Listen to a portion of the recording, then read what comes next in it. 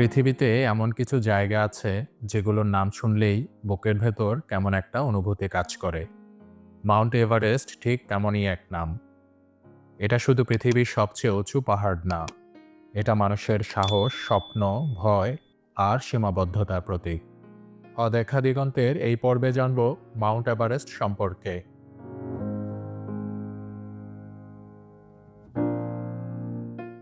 Mount Everest অবস্থিত হিমালয় পর্বতমালায়, নেপাল আর চীনের তিব্বত অঞ্চলের ঠিক মাঝখানে।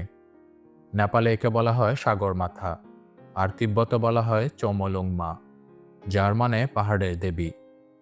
এই নামগুলোই বলে দে পাহাড়টা শুধু পাথর আর বরফ না, এটা বিশ্বাস আর সম্মানের প্রতীক। বর্তমানে মাউন্ট এভারেস্টের উচ্চতা ৮,৮৪৮.৮৬ মিটার। এই উচ্চতা এতটাই বেশি যে এখানে দাঁড়িয়ে পৃথিবীকে একেবারেই অন্যরকম লাগে। মজার ব্যাপার হলো, এভারেস্ট এখনও বাড়ছে। প্রতি বছর কয়েক মিলিমিটার করে উঁচু হচ্ছে এই পাহাড়। প্রায় ৫ থেকে ৬ কোটি বছর আগে ভারতীয় প্লেট আর ইউরেশিয়ান প্লেটের সংঘর্ষে জন্ম নেয় হিমালয়। এই সংঘর্ষ থেকেই ধীরে ধীরে উঠে আসে এভারেস্ট। এই পাহাড় কোনো একদিনে তৈরি হয়নি, এটা কোটি বছরের ধৈর্যের ফল। এভারেস্টের আবহাওয়া ভয়ঙ্কর। এখানে বাতাসের গতি ঘন্টায় প্রায় ২০০ কিলোমিটার পর্যন্ত হতে পারে, আর তাপমাত্রা নেমে যায় -60 ডিগ্রি সেলসিয়াস পর্যন্ত। এখানে আবহাওয়া মুহূর্তেই বদলে যায়, যা অভিযাত্রীদের জন্য সবচেয়ে বড় বিপদ। এভারেস্টের ৮,০০০ মিটারের উপরের অংশকে বলা হয় ডেথ জোন। এখানে বাতাসের অক্সিজেন এত কম যে শরীর নিজেকে আর ঠিক রাখতে পারে না। এই জায়গায় বেশি সময় থাকলেই মানুষের শরীর ধীরে ধীরে দুর্বল হয়ে যায়। ১৮৫৬ সালে ব্রিটিশ জরিপকারীরা প্রথম বুঝতে পারেন এই পাহাড়টাই পৃথিবীর সবচেয়ে উঁচু। স্যার জর্জ এভারেস্টের নাম অনুসারেই এর নাম রাখা হয় মাউন্ট এভারেস্ট, যদিও স্থানীয় মানুষের কাছে এটি ছিল বহু আগেই পরিচিত। ১৯৫৩ সালের ২৯শে মে, একটি ঐতিহাসিক দিন। স্যার এডমন্ড হিলারি আর তানজিং নরগে প্রথমবারের মতো এভারেস্টের চূড়ায় পৌঁছান। এই জয় শুধু পাহাড় জয়ের গল্প না, এটা মানুষের অসম্ভবকে সম্ভব করার গল্প। আজ এভারেস্ট অভিযান অনেক বেশি আধুনিক। স্যাটেলাইট ফোন, উন্নত পোশাক, অক্সিজেন সিস্টেম সবই আছে। তবুও এভারেস্ট আজও বিপজ্জনক, কারণ পাহাড় কখনো কাউকে ছাড় দেয় না। এভারেস্ট অভিযানে খরচ হয় $৩০,০০০ থেকে $৭০,০০০ পর্যন্ত। তাই এভারেস্ট জয় শুধু সাহসের না, এটা সামর্থ্যেরও পরীক্ষা। এভারেস্ট অভিযানের সবচেয়ে গুরুত্বপূর্ণ মানুষ হলেন শেরপারা।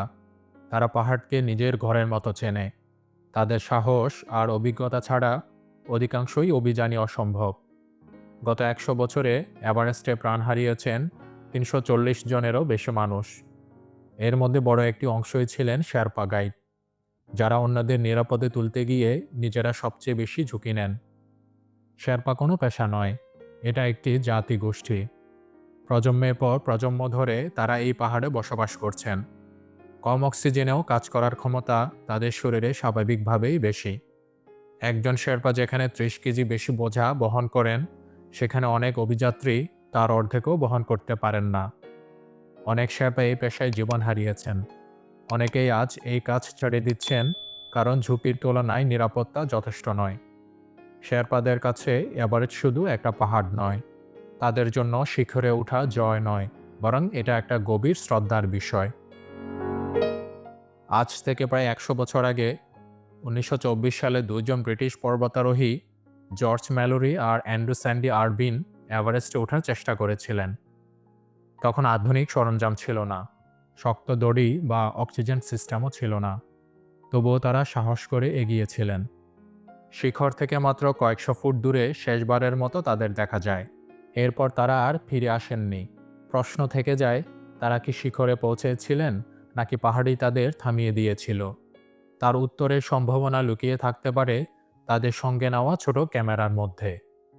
১৯৯৯ সালে ম্যালোরির দেহ পাওয়া গিয়েছিল, কিন্তু ক্যামেরা পাওয়া যায়নি। তখন থেকেই ধরে নেওয়া হয় হয়তো ক্যামেরা আরভিনের কাছেই ছিল, যা এখনও কোথাও এভারেস্টে থাকতে পারে। বছরের পর বছর ধরে নানা সূত্র, ছবি আর রিপোর্ট বিশ্লেষণ করে অনুসন্ধান চলছে। আজকের আধুনিক প্রযুক্তি, ড্রোন, ক্যাম্প ব্যবস্থা সবই সাহায্য করছে সেই রহস্য খুঁজতে। হিমালয়ের আরেকটি বড় সমস্যা হলো পরিবেশ দূষণ। এখনও সেখানে পড়ে আছে প্রায় 50 মেট্রিক টনের বেশি আবর্জনা। বরফ গললেই বেরিয়ে আসে দশকের পুরনো বর্জ্য, এমনকি মৃতদেহ। এই কারণে নেপাল সরকার নিয়ম করেছে প্রত্যেক অভিযাত্রীকে কমপক্ষে 8 কেজি আবর্জনা নামিয়ে আনতে হবে। তা না হলে ফেরত দেওয়া হয় না জামানতের টাকা। গ্লোবাল ওয়ার্মিংয়ের কারণে এভারেস্টের হিমবাহ দ্রুত গলছে। এর ফলে ভবিষ্যতে ভূমিধস আর বরফ ধসের ঝুঁকি বাড়ছে। এটা শুধু পাহাড়ের সমস্যা না, পুরো বিশ্বের জন্য সতর্কবার্তা। এভারেস্ট মানুষকে টানে কারণ এটা সীমার শেষ প্রান্ত। এখানে এসে মানুষ নিজের ভয়, শক্তি আর ইচ্ছা শক্তিকে চেনার সুযোগ পায়। এভারেস্ট জয় মানে নিজের ভেতরের এভারেস্ট জয় করা। মাউন্ট এভারেস্ট আমাদের শেখায় প্রকৃতির সামনে মানুষ খুব ছোট, কিন্তু সাহস থাকলে মানুষ অনেক দূর যেতে পারে। এটা মানুষের সাহস, সীমা আর ধৈর্য পরীক্ষা করার জায়গা।